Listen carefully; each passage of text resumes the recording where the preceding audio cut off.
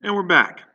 Now, for the second part, on the second page, you turn your page, you'll see that there's a sample section of your script. And for those of you who are not using this one, you'll see a sample of a different script. Okay. And so for this, you're not really going to have to use that. So just kind of ignore that. But for those of you that have the scene in Spanish, you can use this one.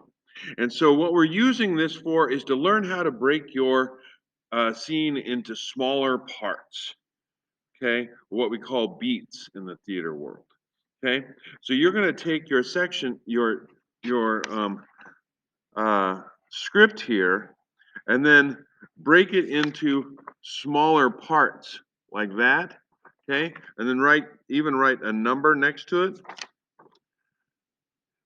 so that by the time you're done with this page, you'll probably have three different sections that you'll have it broken into so that you'll have your first page broken into three different beats, okay? Now, the reason we do this is so that that is how you rehearse. You rehearse one beat at a time, one small section at a time, and you do that a bunch of different times until you get it down, and then you go to the next part. You don't simply sit and read the scene over and over again and hope that it sticks that way. That's not how we do things. Okay, it's much like music. So, like when you are rehearsing a song, you don't rehearse the whole song. You do it in smaller parts until you learn those parts, and then you add them all together. So, you should be breaking your scene into small parts, rehearsing those parts, adding those parts together, and then when you get to the end, you're all set. Okay? Now, on the third page are the questions that you need to answer about your character. Okay, and on the top of it, it has the name and all the important information there. And then here is where it has the breakdown of motivation. Okay, and the first one is the objective, and the objective is what we talked about the other day, and it is the goal. What does the character want in that scene?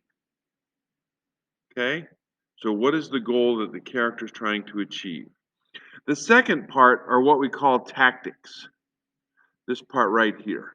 And you'll notice the space is a little bit bigger because that is what all the things that the character does to try to achieve the character's goal. Things the character says and the things the character does. Okay? And then the last one here is what is at stake. What does the character hope to gain if they reach their goal?